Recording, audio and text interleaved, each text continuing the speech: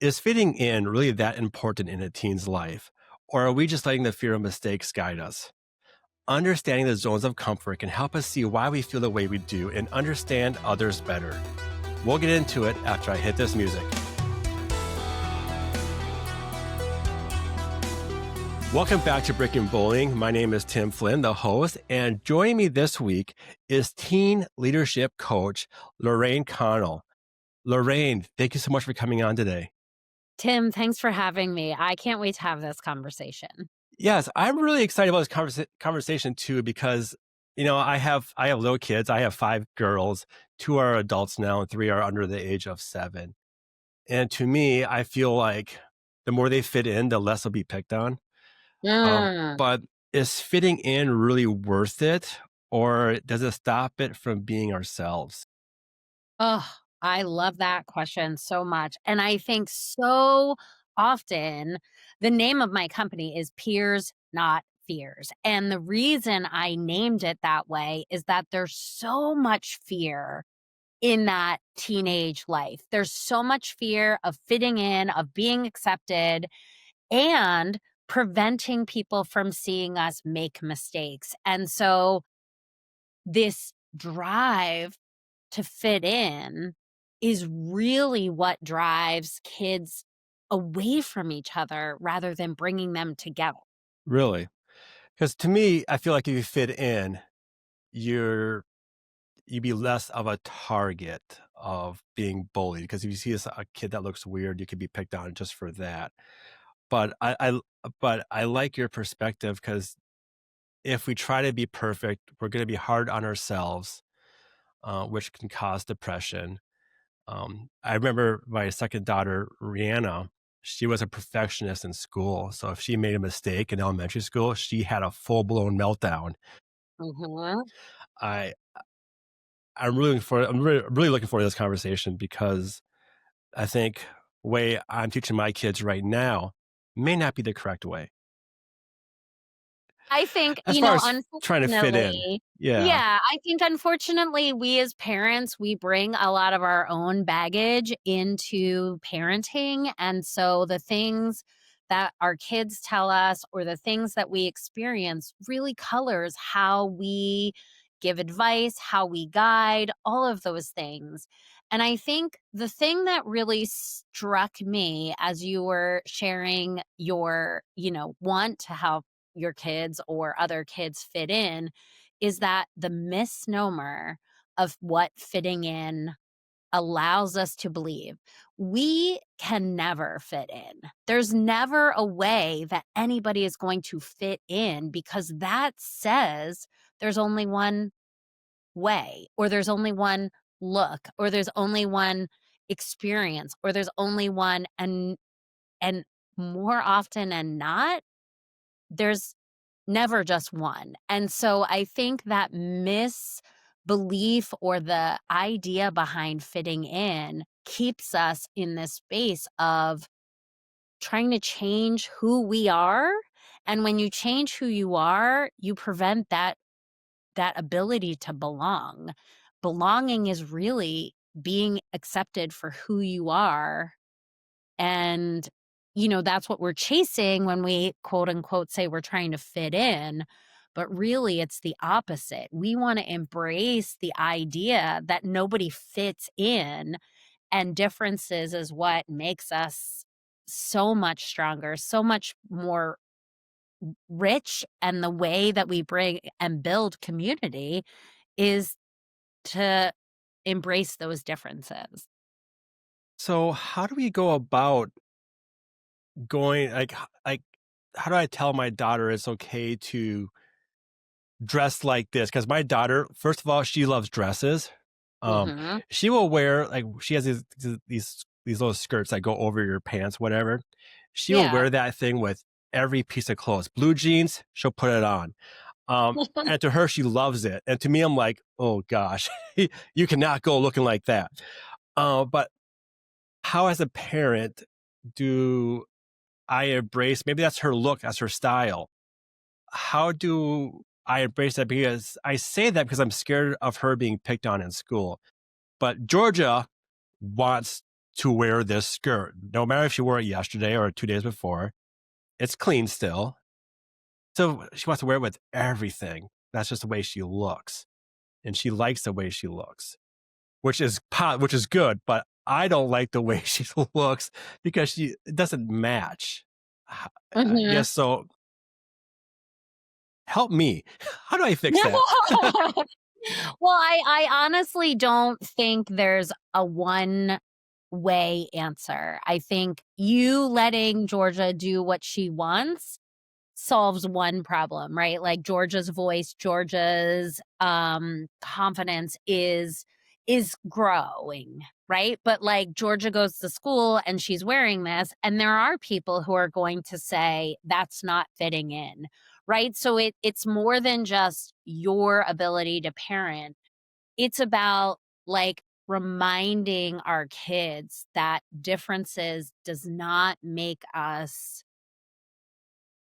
I don't know. I wanna just say that differences don't make us different, but they make us who we Yeah. are, and every time we try and hide a difference, we hide a part of ourselves, and, like, when I say that out loud, it hurts my heart, right? Like, there's no way that I know as her father, you wanna have her hiding something about herself, but you're doing it from a place of protection, right? Like, I wanna prevent you from getting hurt, but you know probably better than anybody that you came out of that experience 100% stronger. Like, you wouldn't be doing the work that you're doing today Yeah. if you hadn't experienced what you experienced.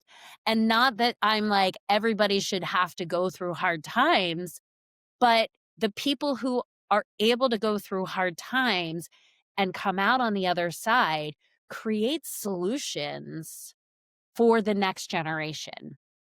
And I can't think of a better outcome of something so terrible. Yeah. So going to fast forward, I'll say I have a teenager now, which I still technically kind of do. She's 19. Say if I have a young teenager and they don't want to follow the social norm of how they should dress, how they should act. So as a parent at that age, I'm going to be like, hey, you know what? This is your thing. Do it. But what do you get those kids who feel like I'll wear these jeans, I'll wear the shirt, but I really don't want to wear this? How can they approach a parent or anybody saying, hey, I don't like the way I look? Mhm. And they're not coming off saying that they have bad confidence. They just don't like, that's just not who they are. Like if I had to go to work every day wearing a suit and tie, I don't want to do that. I like to wear loose clothes, Right, whatever, comfy clothes. I'm not right. wearing a suit or tie. That's just who I am. But how do we express to a teen that it's okay to have your own look, To to be be who you different, are? Yeah. I don't know that you or I can do that. I think we have to start at home and have conversations at home about, like, is it worth the risk, the reward? Like, it's just about, like, what does it make you feel when you change the way that you're dressed in hoping to fit in? Do you feel like you fit in? And, like, honestly, I don't think anybody ever feels like they fit in. Even the kids who are the in crowd or the popular kids, like, they're pretending. I say this to my own, I have 2 teenagers as well, and I said, imagine how hard it must be to be popular Yeah. because you've been put on this pedestal and now you have to work so hard to stay up there. What if you weren't popular? What if you decided to do what you wanted to do? It's still hard, but the hard is different. And so what is the hard that you want to walk through? What is the challenge that you want to face? And that's where my conversation with teens about your zones of comfort comes in because we hear on social media, like, step outside your comfort zone, challenge yourself. But there is a zone beyond your comfort zone, your challenge zone that is not a zone of learning, and that's called your panic zone. So if I'm able to have that kind of conversation with my teenager and say, "Was it how did it feel when you dressed that way?" Or "How did it feel when you changed who you were to look like so and so? Did it feel comfortable? Did it feel uncomfortable? Or did it make you feel like it wasn't you at all?" Comfortable, that's what maybe we're aiming for, but uncomfortable, those are where we build our muscles of resilience. And Mhm. that, I know as the work you do, it's all about creating the opportunities to build the muscle of resilience in a way that allows it to get stronger, not to completely cut it off, right? And that's where the panic zone comes in is if you've pushed me way too far, I'm gonna shut down. So And yeah, so do kids tend to make more mistakes trying to find a way to fit in? Can that yes. be a problem? Yes.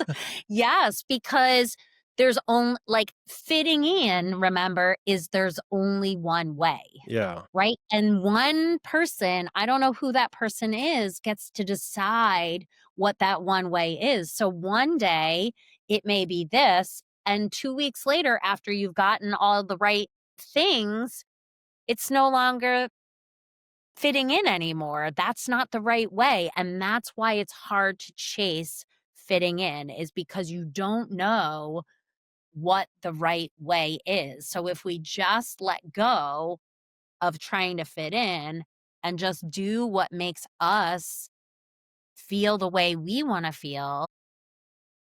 Yeah. So I use one example of clothing because that's what I deal with, especially with Georgia, who picks out the craziest clothes, I think, as a combo, but whatever, that's Georgia. But what are you experiencing working with teens as far as them trying to fit in? Like, is it a personality? Is it showing their emotional side more? But what are you kind of seeing like the common issues with teens today? Well, I think coming back to the one way, social media is defines one way, right? Hmm. But in reality, social media has a million different ways that is the one way. And so it's who are you following? Who are you watching? And so I have really been on the hook of saying, like, we are building muscles when we're on social media.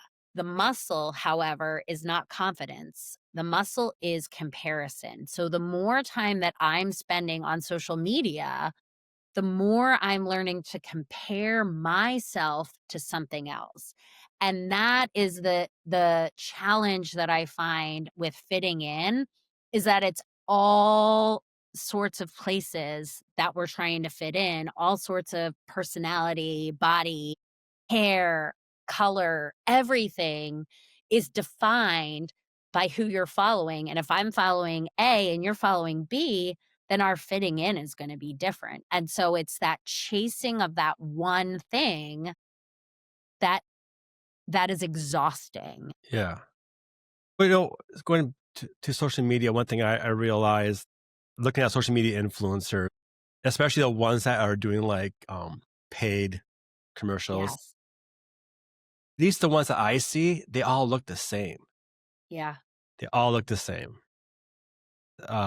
Usually it's a girl, a blonde hair, brunette hair, they're fit, very Mhm. healthy looking, promoting a product that they'll probably never even use, Right. which doesn't Right. make any sense to me. But I feel like that's going to do more damage to our kids because that's not reality, even though it is that person's reality, but they don't realize the amount of filters they use, the editing and video that they can do. You can make your voice like the software I'm using today. If I have a mistake, how I say things, I can have AI fix it and you'll never know, which I don't do because I make mistakes all the time and I want to keep my podcast real. But Yeah. they got these tools to give kids a false reality that this is not how that person is. And I feel like it's ruining kids' confidence, and especially if we're talking about zones of comfort.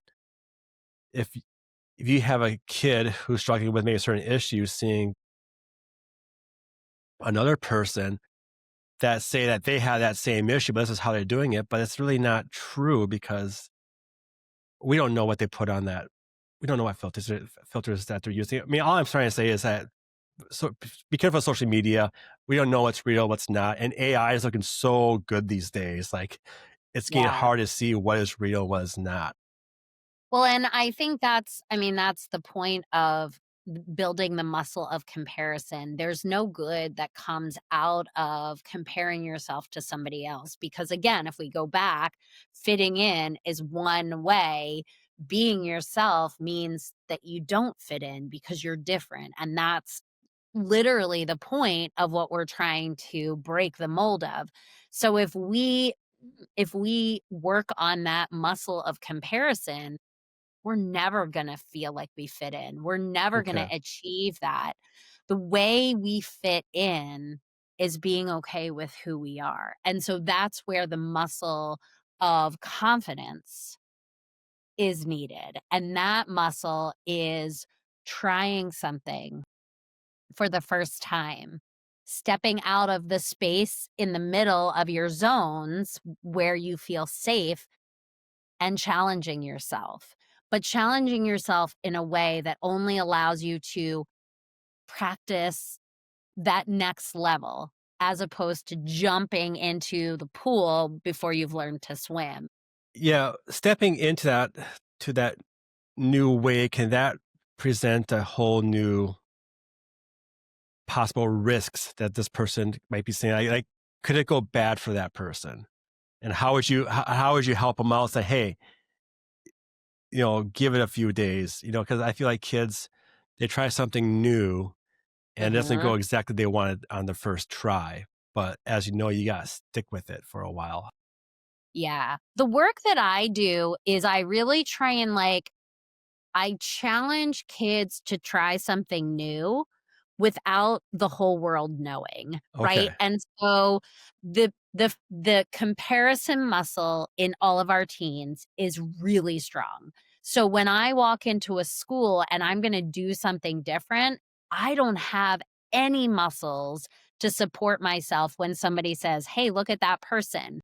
Right? And that, "Hey, look at that person," may not be intended to be harmful, but if I don't have any muscle to say, "Oh, they're looking at me," then I'm gonna see that as harmful.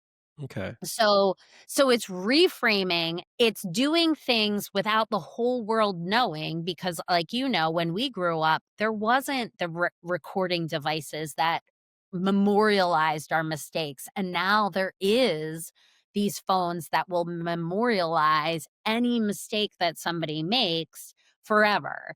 And whether it's forever on, the social media feed versus forever in my own brain, Yeah. they're very different experiences. So what I encourage kids to do is to start building that confidence muscle in a way that isn't alerted to everybody, right? So don't just, if I've not built this muscle, I'm not going to go into school wearing a neon dress the first day because I don't have the muscle to Hmm. withstand what people are saying to me. But if I practice my confidence by this silly thing of when somebody says hi to me, I try to answer in a different way, like, nobody knows I'm doing anything, but I'm practicing, and by practicing, I'm building a muscle that has really not been worked very hard at all. Yeah. I love that baby step approach. Start off small. Don't go like color your hair and shave half your head off, whatever, and just try to see how Right. that looks. Maybe color your hair first, see how that color looks. Then maybe you want to take a step further. My oldest daughter, one year, she loved Hannah Montana. So when Mhm. Hannah Montana got a new hairstyle, one year, I was like, good gosh, Jazz. She colored her hair blue and shaved half her head off. And I was like, oh my gosh. At first, I didn't like it, but it kind of worked for her and her personality. It worked. But I was like, I thought that was a little too extreme, but she was happy. So, and she was like, preteen or teenager around that time. But it was quite the shock to me. It's like, you shaved half your head. Yeah. Mom will let No. that happen. Okay. And the other thing that we can talk about in terms of hair, hair is one of the best things to try something new with because hair grows back, right? So I had Yeah, my think so? youngest wanted to as teenagers, it grows Yeah. back. But my youngest wanted to dye his hair blonde, and I was like, "You're a boy. Why would you do that?" And he was like, "I want." And I said, "You know what? It's not about what I want. Try it out. Your hair is gonna go back." And he got to experience, like, what did that feel like? Did it feel good? Did it feel bad? Why did it feel good? Why did it feel bad? And so we're talking about those kind of things. Hair is extreme because it's so, like, you can't hide it, but Yeah. it's not extreme because it changes by itself back to the way it used to be. So, what if the kid likes it, but the we'll say the society don't like it, so they go to school and they just get picked on for it. Mm. But the kid likes the way he looks. How do we Yeah.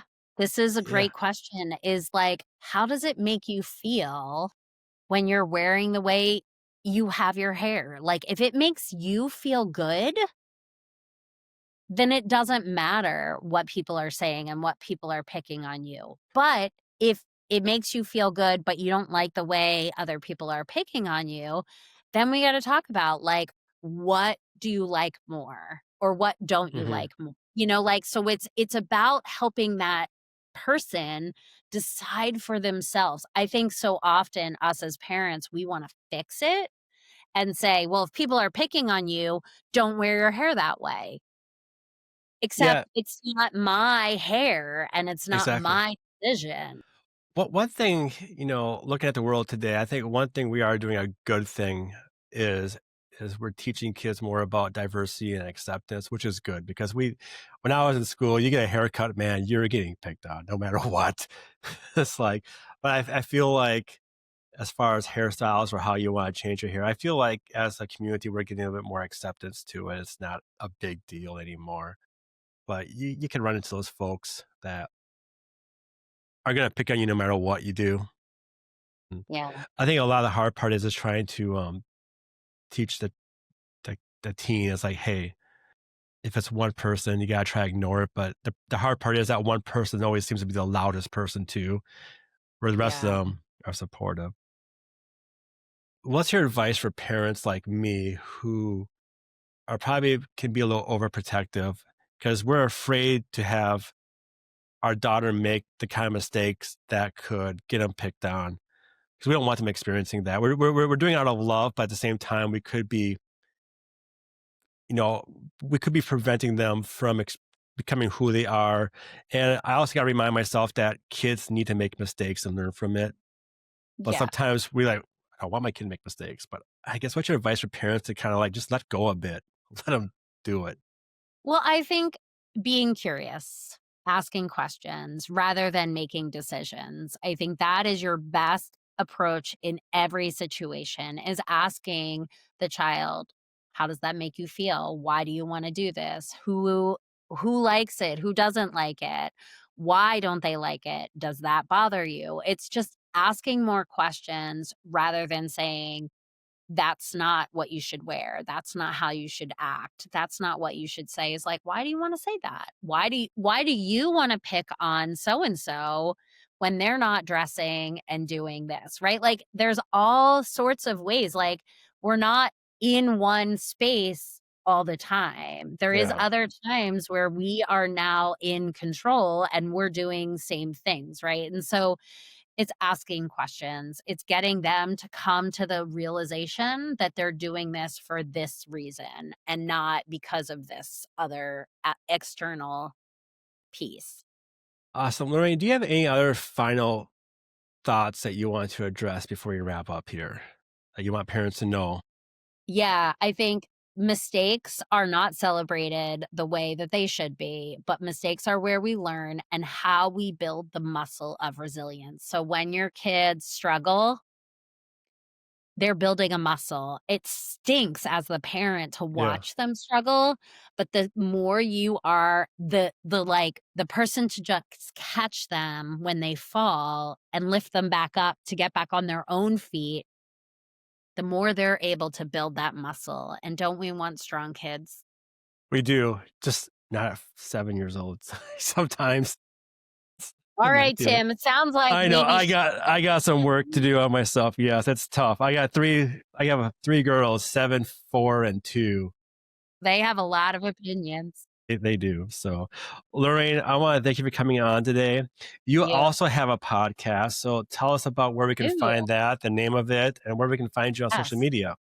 Yeah, so my podcast is called Teens to Titans, Leaders of Today. It's actually the other way around. Leaders of Today, Teens to Titans, where I talk to people like Tim about their high school and teenage experiences and how it developed into the work that they're doing today. And people like Tim, you have a past that could be put in a box and pretended it didn't exist, or you can use the tools that you found to get out of that box and share it with others.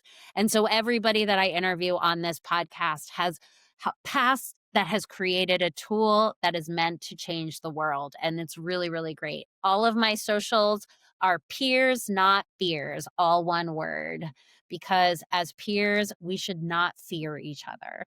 I love it, and it rhymes. Peers, not fears. That's Yes, great. yes, yeah. Thanks so Awesome. much for having me. Thank you, Lorraine, for coming on today.